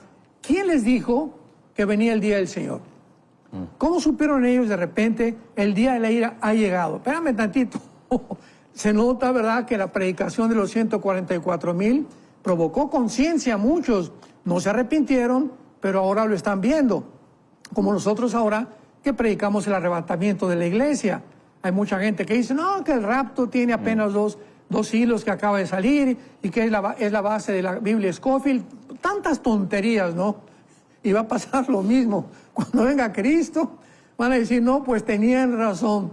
Realmente el rapto fue algo real, pues porque está en la Biblia, tiene que ser real, ¿no? Entonces, así pasa con la historia. La historia nos enseña que no aprendemos de la historia. Pero, ¿quién les dijo a estas personas al final de la tribulación de Cristo, de que el día de la ira iba a llegar y que lo están viendo? Ahora, veamos en Ezequiel 39, 38 y 39, que son dos capítulos que describen también el Armagedón, el final de la historia y la última guerra del mundo. Y vamos a ver algo muy importante que se encuentra aquí en el versículo 6 en adelante de Ezequiel 39. Enviaré fuego sobre Magog, sobre los que moran con seguridad en las costas, haré notorio mi santo nombre en mi pueblo y aún más, nunca más dejaré profanar mi santo monte, y sabrán las naciones que yo soy Jehová, el santo en Israel. Es la única vez en el Antiguo Testamento que se describe a Jehová como el santo, no de Israel, el santo de Israel. Aquí dice el santo en Israel. O sea, en el capítulo 39 de Ezequiel se muestra claramente que Dios aparece físicamente al final de la tribulación. Ya no dejaré mi santo nombre que sea profanado. Lo mismo que aparece en el sexto sello, que verán a Jesucristo, y solamente hay una sola vez en la historia donde el ser humano verá a Cristo de hace 2000 años, que es Apocalipsis 1:7, verán al que traspasaron y hará lamentación los reyes de la tierra. Estamos hablando del final de la tribulación o del sexto sello del Apocalipsis. Excelente, don Armando. Y bueno, usted puede descargar toda esta información que estamos viendo ahorita, ese número que va a aparecer en su pantalla. Muchísimas gracias, don Armando, siempre por acompañarnos. Ahí los miércoles ustedes lo ven exponiendo algunos de los temas específicos. Quizás no todos son expertos en escatología o en los temas del final de los tiempos o en el Apocalipsis, y qué privilegio tener por acá a don Armando, que nos explica un poco todo el tema de cómo ligar o conciliar un poco el Nuevo Testamento con el Antiguo Testamento, ¿verdad? Resulta al final de cuentas muy interesante. Don Armando ha estudiado estudiado gran parte de su vida en todo esto y siempre es un privilegio tenerlo. Así que usted váyase a las descargas ahí al WhatsApp, +1 469-781-1000. Este programa va a estar disponible mañana en la aplicación que se llama Enlace Plus. Búsquelo ahí por el mismo nombre de este programa que se llama El Sexto Sello del Apocalipsis, para que usted pueda compartirlo con otros, pueda volverlo a ver y pueda escuchar toda esta explicación ahí despacito, pueda hacer pausas inclusive para ir entendiendo e ir leyendo los pasajes, porque me parece muy interesante, don Armando, siempre, y bueno, voy a decir subrayar porque ahí me regañaron, yo utilicé una palabra mal empleada. Yo subrayo el documento, usted lo puede subrayar también. Ahí me corrigieron en las redes sociales por la palabra que utilicé, pero usted lo puede también hacer en casa, don Armando. Qué bonito que usted siempre nos pase esto para poderlo disponer para la audiencia, y la verdad es que yo aquí lo tengo bastante subrayado, lo tengo bastante marcado ahí varias partes que me resultan bastante interesantes. Pero don Armando dice por ahí, ya casi para finalizar este tema, porque también las personas nos han hecho algunas preguntas, usted menciona y dentro de esto cómo se liga todo el tema de la gran tribulación, todo el tema del sexto sello, todo el tema de, por ejemplo, usted dice con la semana 70 de Daniel, al final como para cerrar, porque dice, no cabe duda que hay algo especial en el libro de los 7 sellos. El único digno de abrirlo fue Jesucristo, a quien se le ha dado el derecho de juzgar. Ahí en Apocalipsis 9 dice, por lo tanto, los 7 sellos tienen que contener todos los juicios, o sea, la semana 70 de Daniel. Esa, ¿cómo se dice?, unión, al final de cuentas. Condensación. Exacto, con lo que el evento profético de Daniel con el Apocalipsis. Exacto. Qué bueno, Isaac. O sea, los 7 sellos, desde el primero, que es la entrada del anticristo, que habla de la tribulación, hasta el 6º sello cubre los 7 años de la tribulación. Y las trompetas y las copas se encuentran dentro de los diferentes sellos. Esto está ya más claro para que lo podamos entender. Entonces, toda la tribulación son los 7 sellos.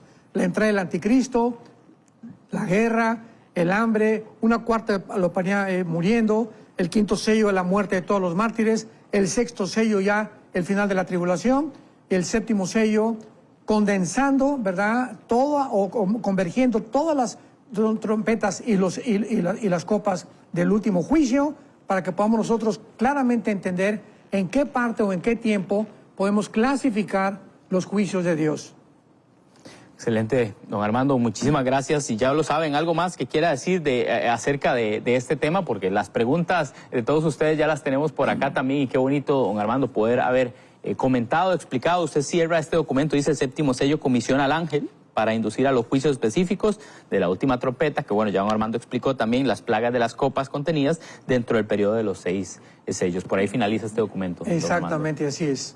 Perfecto. Bueno, vamos a iniciar con las preguntas. Gracias ahí por medio de las redes sociales que ustedes nos han hecho este tema, ahí por medio del YouTube, por medio del Facebook también. Y bueno, vamos a estar comentando un poco de esto. Don Armando dice, el Aguer dice, tomar en cuenta que el Señor nos salvará de su ira, mas no de la tribulación. Qué interesante esto. Dice, seremos arrebatados antes que Él suelte su ira, como está en Apocalipsis 16. ¿Qué nos dice usted, don Armando? No, ¿verdad? La Biblia habla claramente, podemos ver aquí en Romanos capítulo 5, en Primera de Tesalonicenses capítulo 1, que de cuál ira nos va a salvar Dios, ¿verdad? Pues de la ira final, porque la ira ya no está sobre nosotros. La ira fue puesta, la que tú merecías y la que yo merecía, que es el castigo de Dios por el pecado, sobre la persona de Jesucristo. Y Él toma la ira de Dios y la ira que me pertenecía a mí también por ser pecadores, y la descarga sobre su Hijo. El que no escatimó a su Hijo, ¿cómo no nos dará a nosotros todas las cosas? Y dice aquí, por ejemplo, de Romanos capítulo 5, versículo 9, pues mucho más estando ya justificados por su sangre, por Él seremos salvos de la ira. Pues ¿de cuál ira, verdad? Pues de la ira venidera, del día del Señor, de la tribulación, de los 21 juicios que se vienen sobre el mundo. Lo encontramos también aquí en la primera carta a los tesalonicenses, lo mismo que dice claramente el apóstol Pablo, capítulo 1, versículo 10 de primera de Tesalonicenses, y esperar en los cielos a su Hijo, al cual resucitó de los muertos, quien nos libra de la ira venidera. O sea, Aquí ya no hay ninguna duda de que es algo futuro. Y finalmente, bueno, hay tanto, ¿verdad? Versículos, vemos en Apocalipsis capítulo 3, claramente que dice el versículo 10, Apocalipsis 3, versículo 10, por cuanto has guardado la palabra de mi paciencia, yo también te guardaré de la hora de la prueba. Una hora especial que Dios va a probar al mundo. ¿Cuándo será? Que ha de venir sobre el mundo entero para probar a los que moran en la tierra. A nosotros ya Dios no nos tiene que probar. Toda esta ira es sobre un mundo que actualmente, como lo vimos en los Juegos Olímpicos, se ha completamente desbalagado, un mundo que ya no discierne entre el bien y entre el mal, un mundo de asesinos, un mundo de degradados, que tiene que haber juicios. Nosotros seremos salvados de la ira de Dios porque Cristo llevó nuestra ira, nuestro castigo, nuestro infierno en la cruz. Muchísimas gracias, don Armando. También por acá nos pregunta Claudio Cabrera por medio del YouTube. Dice, pastor, una pregunta. Sé que esta de repente la hemos respondido, pastor, en algunos momentos. Siempre es bueno aclararla. Creo que su posición es siempre firme en cuanto a esto. Pero dice, ¿cuándo puede ser aproximadamente el arrebatamiento? Porque también dice, ya que en Internet, y esa es la clave, hay personas poniendo fecha para este 17 o 18 de septiembre del 2024. Nos cuenta por ahí Claudio Cabrera. ¿Qué cree usted, don Armando? Dice que hay una fecha aproximada del arrebatamiento. ¿Qué le diría usted? Bueno, no podemos saber el día ni la hora. Cristo en Mateo 16 regañó, exhortó a los fariseos porque no sabían distinguir las señales. Entonces, la Biblia abunda en señales, no para indicarnos el día y la hora, porque eso pertenece a la soberanía de Dios, pero sí podemos conocer los tiempos, ¿verdad? Que están, no los kairos, sino los cronos. O sea, el kairos es un tiempo específico, el arrebatamiento, el día solamente Dios lo conoce, pero podemos saber los tiempos en que nos encontramos y sabemos claramente que desde que regresó Israel en el 48 a su tierra, ha marcado la cuenta regresiva de los tiempos finales de Dios. ¿Por qué? Porque si Israel no hubiera regresado, no hubiera habido anticristo, no hubiera la reconstrucción del tercer templo, no hubieran habido los 144,000, ¿a quién iba a perseguir el anticristo? ¿Cómo podía ahorita Israel enfrentarse a sus enemigos sin que nadie haya podido destruirlos desde el 48? Todo eso está demostrando la fidelidad de Dios con su pueblo Israel, por lo cual sabemos que nos encontramos en los últimos tiempos, pero cuidado con poner días o fechas.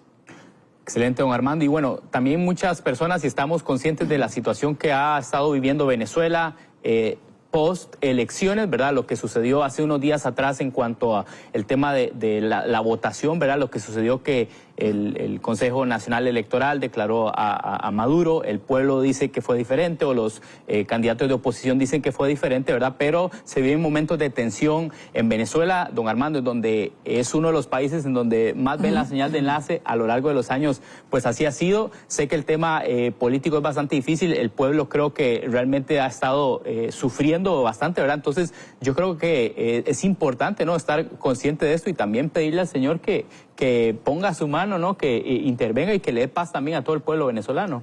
Definitivamente oremos por el pueblo de Venezuela, oremos por este pueblo afligido, este pueblo azotado, ¿verdad?, que está atravesando un tiempo muy, pero muy, muy difícil y donde solamente la justicia divina tiene que caer tarde o temprano.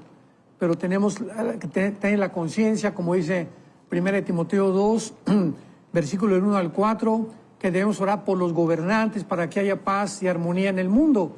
No podemos evitar las guerras porque las guerras tarde o temprano tienen que brotar, así lo dijo Jesucristo, habrá guerras por todos lados, los gobiernos cada vez van a tiranizar más al pueblo, va a haber más arbitrariedades, la autoridad se va a convertir en autoritarismo, en despotismo, en subyugación, etcétera, etcétera. Es el mundo que la Biblia describe claramente. Nada de esto nos debe sorprender. Es a donde la historia humana tiene que terminar. Pero gracias a Dios que tenemos esperanza, la bienaventurada esperanza, la manifestación gloriosa de nuestro Señor Jesucristo, que no tarda en venir por nosotros.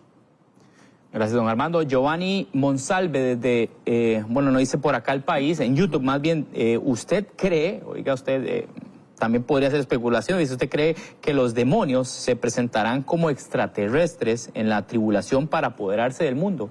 No, tenemos que hacer una diferencia entre los ángeles caídos y los demonios. Los demonios son entidades espirituales que no tienen cuerpos. Los ángeles caídos continúan manteniendo sus cuerpos, aún a pesar de la rebelión contra Dios. Los demonios son las huestes espirituales de maldad en Efesios 6:12, que son los que se meten a los cuerpos de los animales, a los cuerpos de los seres humanos, tienen la capacidad de alterar, sugerir ideas a la mente, etcétera, etcétera. Pero en el tiempo de la tribulación, los demonios se les va a abrir la puerta en la trompeta, en Apocalipsis 9, y van a atormentar al mundo. Van a venir como langostas, con una forma de langostas, con cara de mujer, con pelo de mujer, con cola como escorpiones, etcétera, etcétera. O sea, algo transgénico va a suceder en estas mezclas híbridas que van a atormentar a los seres humanos. Los ángeles caídos van a estar, eso sí, aquí en el mundo, y tal vez como adquieren una forma personal y humana, se les pueda confundir y puedan ellos decir que son extraterrestres. Eso es una posibilidad también. Interesante, don Armando. Y bueno, antes de finalizar el programa, siempre nos gusta, sé que vemos la parte profética, vemos la parte del cumplimiento, vemos la parte del final también, pero la parte más importante es Cristo en el corazón de las personas, don Armando, tener esa seguridad, esa certeza de que Él mora en nosotros. Así que qué bonito sería invitarlos hoy en este programa a hacer esa invitación, ese paso. Tú que nos estás escuchando, que Dios te ha dado el privilegio de poder participar de la palabra de Dios, y oír la palabra de Dios, que es como una espada que traspasa el alma y el espíritu, abre tu corazón en este instante. Tú no sabes si esta vez, en este momento que estás escuchando la palabra de Dios, sea el momento que Dios ha escogido para tu salvación. Dile, Señor, me arrepiento de mis pecados. Creo que Jesucristo en la cruz fue muerto, sepultado y resucitado a los 3 días, y que regresará para darme la vida eterna que ya en este momento tú me das, y vivir con Él por toda la eternidad. Gracias por tu sangre derramada en la cruz. Creo que con el sacrificio tú has pagado por mis pecados, has pagado la ira que yo merecía y el castigo que yo merecía, para que yo pudiera ser aceptado como tu hijo, Señor, por medio de la reconciliación que tu hijo hizo en mi lugar en la cruz. Te lo pido y te doy las gracias en el nombre de Jesucristo. Amén.